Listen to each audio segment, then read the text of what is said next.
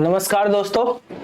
जैसा कि आपको पता ही है, अभी हमने एक डेटा साइंस का कोर्स स्टार्ट किया है जिसमें हम आपको डेटा साइंस, एमएल और जो हमारे पास एआई के टूल्स हैं उनके बारे में बढ़ाएंगे।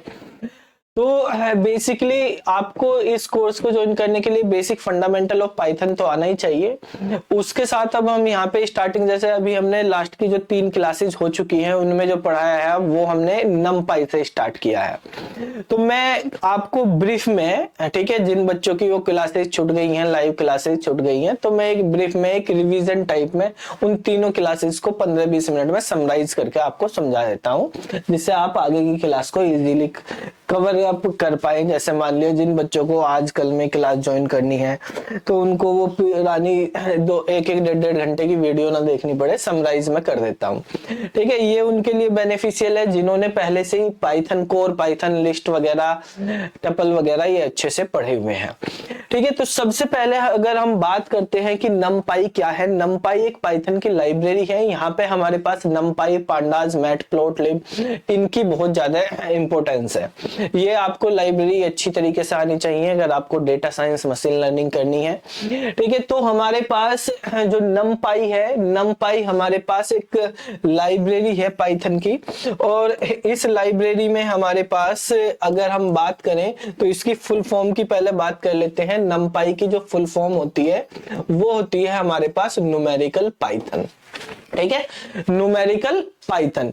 अब देखो, ये नमपाई कोई अलग चीज नहीं है, इसके अंदर हम एरे बनाते हैं। बेसिकली क्या होता है, एरे क्रिएट करे जाते हैं। जैसे आप सी प्लस प्लस, जावा वगैरह ये सब पढ़े हैं आपने, तो वहां पे एरे का कॉन्सेप्ट था। लेकिन पाइथन अगर आपने कोर पाइथन भी करी तो वहां पे हम एरे नहीं पढ़ रहे थे, एरे लाइक स्ट्रक्चर हम पढ़ रहे थे। जैसे हमने लिस्ट पढ़ा, टपल पढ़ा, इनके बारे में तो हमने पढ़ा है, लिस्ट टपल के बारे में, लेकिन एरे के बारे में यहाँ नहीं पढ़ा।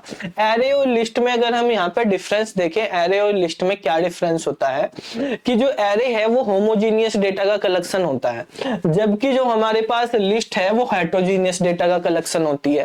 ठीक है, तो भाई अगर हम लिस्ट की बात करेंगे, लिस्ट में आप एक लिस्ट में 5 भी रख सकते हो, 8.5 भी रख सकते हो। ठीक है, और उसी लिस्ट में आप कोई स्ट्रिंग भी रख सकते हो। इस तरीके से आप यहाँ पे रख सकते हो। तो ये हेटेरोजीनियस है, और डेटा इसके अंदर जो है कॉन्टिन्यूअस ऑर्डर में नहीं होता। कॉन्टिग्युअस ऑर्डर में लिस्ट के अंदर डेटा नहीं है, तो इसलिए डेटा को जब हम फैच करते हैं तो उसमें टाइम लगा होता है। डेटा रैंडमली स्टोर हो रहा है यहाँ पे। ठीक है, तो इंडेक्स से या हम एक्सेस करते हैं डेटा को।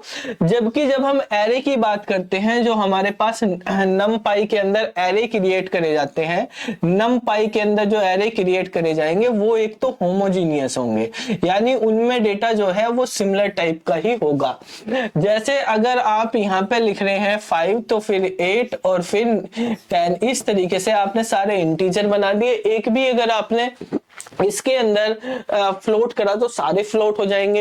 एक भी अगर आपने इसके अंदर जो है स्ट्रिंग में ली तो सारे स्ट्रिंग हो जाएंगे। दूसरी चीज जो यहाँ पे एक कोमा की बात है, ये कोमा नहीं लगेंगे, यहाँ पे एक कोमा हटा दिए जाएंगे। ठीक है, यानी इसको जब हम नमपाई में एरे लिखते हैं तो बस ऐसे ही 5 स्पेस 8 स्पेस 10 जैसे मैट्रिक्स में बनाते हैं हमारे पास, वो हो जाएगा यहाँ पर। जबकि लिस्ट के अंदर कोमा सेपरेटेड एलिमेंट्स होते हैं, यहाँ पे कोमा सेपरेटेड एलिमेंट नहीं होते, स्पेस से सेपरेट हो रहे हैं। तीसरी चीज, ये कॉन्टिग्युअस मेमोरी एलोकेशन करते हैं। तो कॉन्टिग्युअस मेमोरी एलोकेशन जो होता है उससे हमारे पास इनकी जो स्पीड है, एक्सेस है, मैनिपुलेशन है, वो बहुत ज्यादा फास्ट हो जाती है। जो हमारे पास नमपाई के एरे होते हैं वो अप्रोक्सीमेट 550 गुना 50 टाइम्स जो है फास्टर काम करते हैं लिस्ट से। तो भाई लिस्ट तो हम बेसिक आपको पाइथन सिखाने के लिए बेसिक लेवल पे कराते हैं, लेकिन जब हमारे पास बहुत बड़े डेटा सेट की बात करते हैं हम, तो वहां पे हम लिस्ट का काम नहीं करते। वहां पे लिस्ट से हम किस पे जंप कर जाते हैं, हम नमपाई के एरे पे जंप कर जाते हैं। ठीक है, तो अगर हमारे पास डेटा इस तरह से होमोजीनियस डेटा हो तो हम वहां पे जंप कर जाएंगे किसमें, नमपाई के एरे में। और नमपाई का एरे जो होता है, इसको हम बेसिकली नमपाई के एरे को क्या बोलते हैं, यहाँ पे एनडी एरे बोलते हैं। इसका नाम क्या है, जो नमपाई के एरे होते हैं उनको क्या बोला जाता है, एनडी एरे। एनडी मतलब एन डायमेंशनल एरे। यहाँ पे एन डायमेंशनल में हमारे पास 0D एरे भी होता है, 1D एरे भी होता है, 2D एरे भी होता है, 3D एरे, 4D 5D ऐसे सब हमारे पास चलते हैं। जो 0D एरे होता है उसको हम स्केलर वैल्यू बोलते हैं बेसिकली। अगर एरे के अंदर हम बेसिकली जो हमारे पास एरे क्रिएट करे जाते हैं नमपाई में, वो अगर आप किसी स्केलर वैल्यू से कर रहे तो वो 0 डायमेंशन का एरे क्रिएट होगा उससे, ठीक है। दूसरा, अगर आप 1 डायमेंशन के जैसे लिस्ट वगैरह से कर रहे हो, 1 डायमेंशन की लिस्ट या टपल से हम कर रहे हैं, तो उसको हम यहाँ पे क्या बोलेंगे, उसको हम यहाँ पे वेक्टर बोलेंगे, ठीक है। और अगर आप 2 डायमेंशन से कर रहे हैं तो 2 डायमेंशन के एरे जो है वो मैट्रिक्स फॉर्म में हमारे पास रिप्रेजेंट करे जाते हैं, मैट्रिक्स की फॉर्म में होते हैं। अब 3 डायमेंशन या मोर डायमेंशन होते हैं उनको हम टेंसर बोलते हैं। टेंसर की रैंक यही 0 1 2, तो हायर डायमेंशन के जो एरे होते हैं उनको यहाँ पे क्या बोला जाता है, टेंसर बोला जाता है। और टेंसर को मैनेज करने के लिए एक लाइब्रेरी और होती है जिसका नाम है टेंसर फ्लो। ये टेंसर फ्लो मशीन लर्निंग के लिए, जब भी आप मशीन लर्निंग का कोई भी मॉडल ट्रेन करते हैं तो उस मॉडल को ट्रेन करने के लिए आपको टेंसर फ्लो और नमपाई इनकी जरूरत पड़ती है, ठीक है। अगर उसको डिस्प्ले कराना, फैच कराना, तो हमारे पास डेटा विजुअलाइजेशन के लिए मैटप्लॉटलिब की भी जरूरत पड़ेगी। तो ये हमारे पास यहाँ पे बेसिक चीजें हैं। अब इनको हमने यहाँ पे देखो, ये जुपिटर हमने यहाँ पे ओपन किया हुआ है। यहाँ पे इंटरेक्टिव पाइथन नोटबुक है हमारे पास, IPYNB, ठीक है। इंटरेक्टिव पाइथन नोटबुक जो होती है वो हमारे पास एक फाइल हमने ओपन की हुई है। जो क्वेश्चंस है हमारे पास उनको हम समझ लेते हैं। क्वेश्चन नंबर 13 में देखेंगे। सबसे पहले तो हमें यहाँ पे नमपाई जो है ये एक्सटर्नल थर्ड पार्टी फ्री और ओपन सोर्स लाइब्रेरी है। गिट से आप डाउनलोड कर सकते हैं या डायरेक्टली जो है आप गिटहब से डाउनलोड करो, या हमारे पास इनको आप कमांड प्रॉम्प्ट से डाउनलोड कर सकते हो, इंस्टॉल कर सकते हो। तो इंस्टॉल करने के बाद आपने यहाँ पे इंपोर्ट करना होता है लाइब्रेरी को। जैसे हमने लिखा इंपोर्ट numpy एज np हमने लिख दिया। तो np.array नाम का यहाँ पे numpy के अंदर एक मेथड होता है जो हमारे पास किसी भी स्केलर वैल्यू को, लिस्ट को 1 डायमेंशन 2 डायमेंशन या मल्टी डायमेंशन हो हमारे पास, उनको numpy के एरे में यानी nd एरे में कन्वर्ट कर देता है। तो एरे, और इसमें हमने एक स्केलर वैल्यू दे दी 30 और अब प्रिंट करा दे। तो ये इसने क्या बना दिया, एक 0 डायमेंशन का एरे बनाया जिसमें क्या वैल्यू आ गई, हमारे पास 30 आ गई है। और इसका अगर हमें डायमेंशन देखना तो नमपाई का जो एरे होता है उसका एक एट्रीब्यूट होता है एंडिम। तो एंडिम एट्रीब्यूट से हमने यहाँ पे देखा तो इसका डायमेंशन क्या आ रहा है, 0। इसी तरीके से अगर हमें 1 डायमेंशन का बनाना तो हमने यहाँ पे एक लिस्ट ली है जिसमें 5 10 15 20 हमने लिखा है। इस लिस्ट को हमने जैसे यहाँ पे पास कर दिया एरे के अंदर, तो यहाँ पे प्रिंट कराएंगे तो देखो 5 10 15 20 आ गया। इनके बीच में कोमा नहीं आएगा, जबकि लिस्ट के बीच में क्या था, एलिमेंट के बीच में कोमा था, यहाँ पे कोमा नहीं आएगा। इसका डायमेंशन 1 हो गया। 2 डायमेंशन करना तो 1 डायमेंशन के मल्टीपल एलिमेंट्स को लेके एक हमारे पास 2 डायमेंशन का बना देंगे। तो जैसे यहाँ पर आप देखेंगे इसमें यहाँ पे बनाया गया है 2 डायमेंशन करने के लिए हमने नेस्टेड लिस्ट का यूज किया हुआ है। 1 2 3 एक एलिमेंट है एक 1 डायमेंशन की लिस्ट में, एक 4 5 6 एलिमेंट है 1 डायमेंशन का, और ये दोनों के दोनों एलिमेंट एक 2 डायमेंशन के कर दिए। जब इनको हम प्रिंट कराएंगे 2 डायमेंशन के तो हमारे पास ये मैट्रिक्स की फॉर्म में होगा। 1 डायमेंशन का एक एलिमेंट, ठीक है, फिर दूसरा एलिमेंट 1 डायमेंशन का 4 5 6, और इन सबको जो है हमने 2 डायमेंशन में इस तरीके से कर दिया। मतलब स्टार्टिंग और एंडिंग जो है डबल ब्रैकेट से हो जाएगी। 3 डायमेंशन में 3 ब्रैकेट से, 4 डायमेंशन में 4 ब्रैकेट से, ऐसे ही 5 डायमेंशन करोगे 5 डायमेंशन एंड सो ऑन हमारे पास चलता रहेगा। ठीक है। अब अगर हम यहाँ पे बात करते हैं कि भाई हमारे पास एनपी में हमने यहाँ पे बना रहे हैं एक 3 डायमेंशन का, तो 3 डायमेंशन में आप देख रहे हैं हमारे पास यहाँ पे हमने 3 ब्रैकेट लगाए। ये हमारे पास 3rd डायमेंशन को डिनोट कर रहा है, ये 2nd डायमेंशन को, लास्ट वाला 1st डायमेंशन को। तो 1st डायमेंशन में हमारे पास 1 2 3 और एक है हमारे पास 4 5 6, ये 2 एलिमेंट हमने 2 डायमेंशन में डाल दिए। फिर एक और 2 डायमेंशन का बनाया हमने यहाँ पे, ठीक है। तो 2 2 डायमेंशन डायमेंशन की लिस्ट को हमने एक 3 डायमेंशन की लिस्ट में डाल दिया, तो हमारे पास इस तरीके से हमारे पास ये क्रिएट होके आ गया 3 डायमेंशन। 1 2 3 4 5 6 एक 2 डायमेंशन की मैट्रिक्स है, 1 2 3 4 5 6 एक दूसरी 2 डायमेंशन की मैट्रिक्स है, और उनको हमने किस में कवर कर दिया है, एक 3rd डायमेंशन में कर दिया। तो इसका डायमेंशन हम निकाल रहे हैं, एंडिंग से हमारे पास क्या आ रहा है, 3 आ रहा है। ठीक है, इसी तरीके से आप यहाँ पे नेक्स्ट देखेंगे तो इसमें आप देख सकते हैं यहाँ पे हमारे पास क्या है, हमने एलिमेंट्स लिए हैं। एक एलिमेंट हमारे पास कर दिया हमने 10.5। ठीक है, यहाँ पे पहला एलिमेंट 1 डायमेंशन का हमारे पास एरे बना रहे हैं हम, जिसमें पहला एलिमेंट 5 है, दूसरा 10.5 है, फिर 15 है, फिर 20 है। ये हमने लिस्ट पास कर दी। लिस्ट में तो हेटेरोजीनियस हो सकते हैं, लेकिन जैसे ये कन्वर्ट होंगे हमारे पास एरे में, तो ये सारे के सारे फ्लोट में कन्वर्ट हो जाएंगे। फ्लोट में आप यहाँ पे देख रहे हैं कि हमारे पास किस तरीके से बन गया, 5 को 5 पॉइंट लिखा है, 5.0 नहीं आएगा, यहाँ पे 5 पॉइंट आएगा। 5 पॉइंट का मतलब वो 0 ही, अगर उसके अंदर बाद में कुछ नहीं लिखा हुआ है, ठीक है, इंटीजर से कन्वर्ट हुआ, तो वो 5 पॉइंट ही लिखा आएगा इसी तरह से। फिर 10.5, 15 पॉइंट, 20 पॉइंट, इस तरीके से बन गए, सारे के सारे फ्लोट बन गए। हमने यहाँ पे अब एक हेटेरोजीनियस लिस्ट ली है, जिसमें 5 और हाई 15 20। हाई जो है एक स्ट्रिंग है, और ये स्ट्रिंग जब करी तो सारे के सारे एलिमेंट हमारे पास स्ट्रिंग में कन्वर्ट हो गए। 5 भी, हाई भी, 15 भी और 20 भी, सबको स्ट्रिंग में कन्वर्ट कर दिया, क्योंकि एरे जो है वो हमारे पास किस तरह से होगा, होमोजीनियस होगा, सारे एलिमेंट एक जैसे होंगे। अगर या तो सारे इंटीजर होंगे, अगर एक भी फ्लोट हो गया तो फ्लोट पे वो अपर कास्ट हो जाएंगे, नहीं तो फिर स्ट्रिंग है तो उस पे अपर कास्ट हो जाएंगे। ठीक है, अब देखो हमारे पास यहाँ पे एरे किस तरह से बनाना। हमें एक हमने 1 डायमेंशन की जो लिस्ट ली है, उस 1 डायमेंशन की लिस्ट को हमें 5 डायमेंशन में करना। एक जो एंडिम नाम का था, एंडिम जो है नंपाई का एक एट्रीब्यूट था, जो हमारे पास हम यहाँ पे वो कर रहे हैं, उसका डायमेंशन चेक कर रहे। अगर डायमेंशन सेट करना है तो पैरामीटर यूज करेंगे हम एनडीमिन। ठीक है, तो एनडीमिन यानी एन डायमेंशन यहाँ पे कितने दे दिए हमने, जैसे 5 दे दिए, तो एनडीमिन से हमारे पास ये 5 डायमेंशन, यहाँ 5 स्टार्ट 5 में एंड हो गया, 5 डायमेंशन का एरे क्रिएट हो गया है। ठीक है, तो इस तरीके से यहाँ पे एग्जांपल हमने कुछ करके दिखाया कि किस तरीके से आप चेक कर सकते हो किसी भी एरे का कितने डायमेंशन का। जैसे इसमें बताया ये 2 डायमेंशन है, ये 1 डायमेंशन है, ये फर्दर 2 डायमेंशन का बना हुआ है, यहाँ पे हमने सेट भी कर दिया 2 डायमेंशन।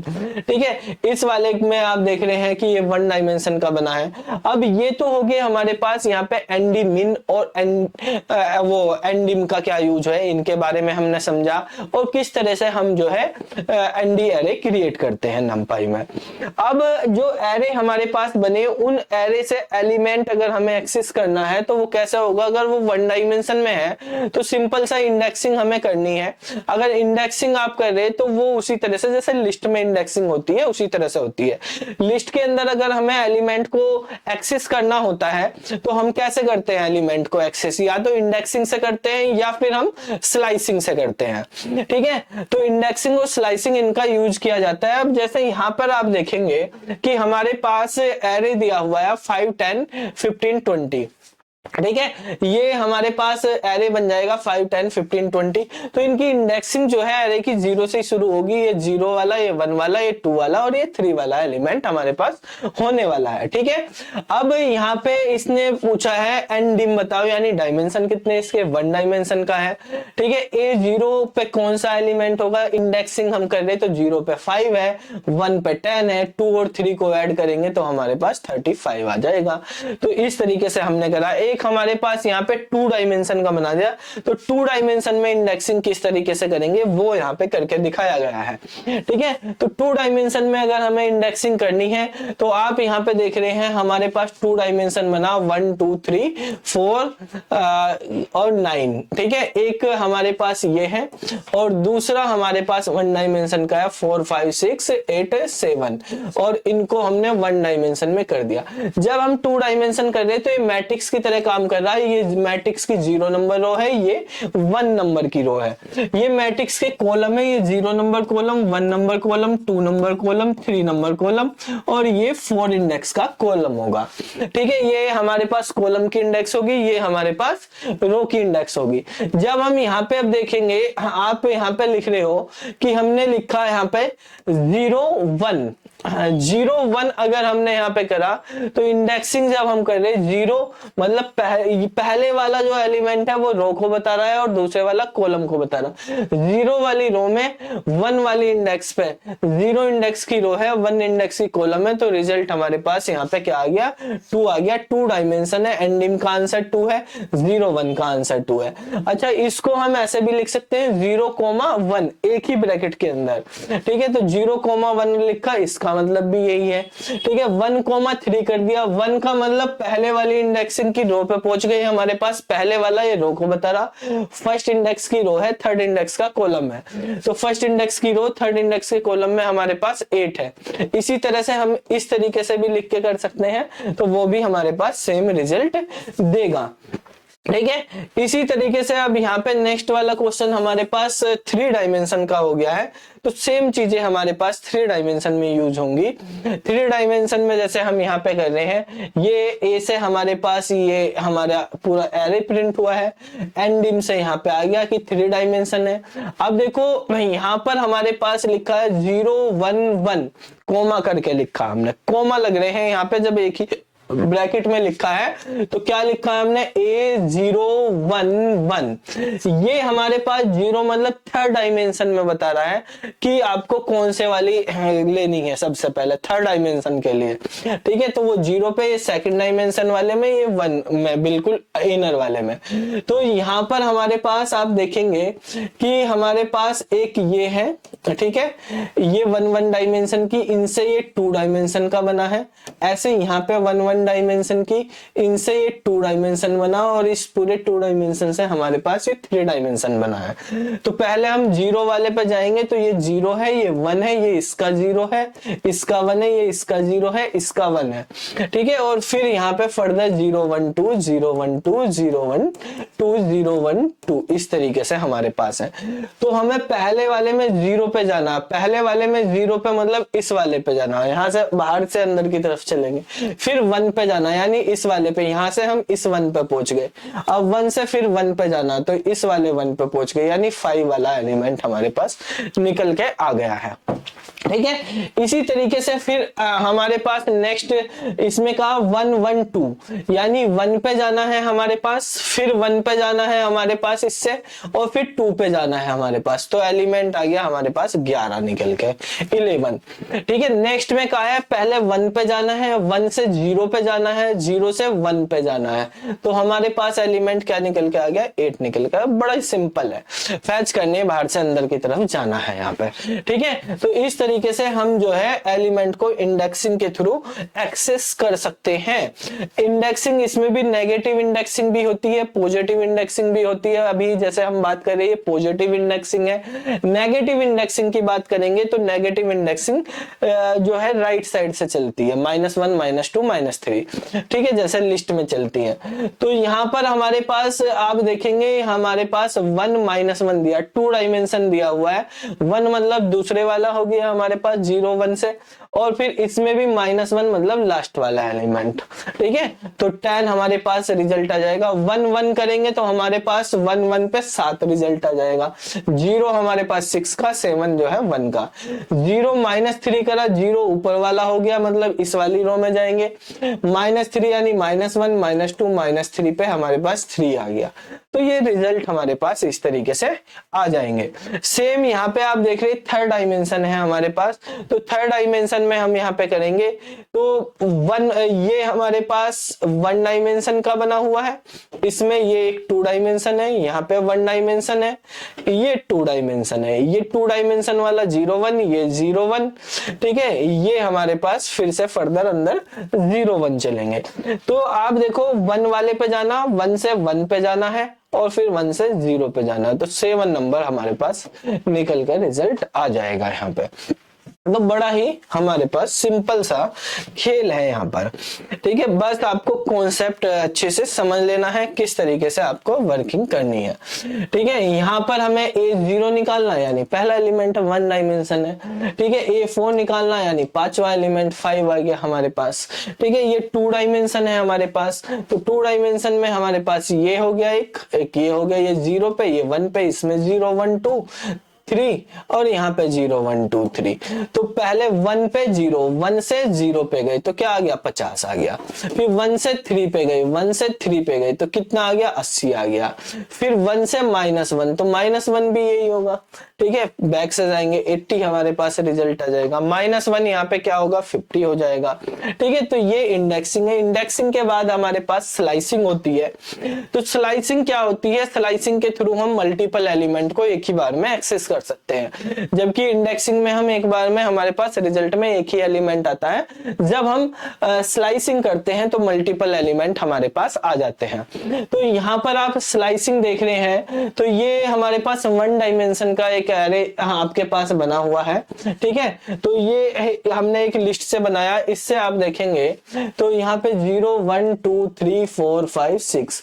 जब हम स्लाइसिंग करते हैं तो स्लाइसिंग में पहले स्टार्ट लिखा जाता है, कोलन लगा के स्टॉप लिखा जाता है, फिर स्टेप दिया जाता है। स्टेप बाय डिफॉल्ट जो है हमारे पास +1 होता है और लेफ्ट टू राइट में स्लाइसिंग करता है जब पॉजिटिव होता है। अगर स्टेप हमारे पास नेगेटिव हो जाता है तो राइट टू लेफ्ट में होती है। स्टार्ट हमारा इंक्लूड रहता है और स्टॉप हमारा एक्सक्लूड रहता है, ठीक है।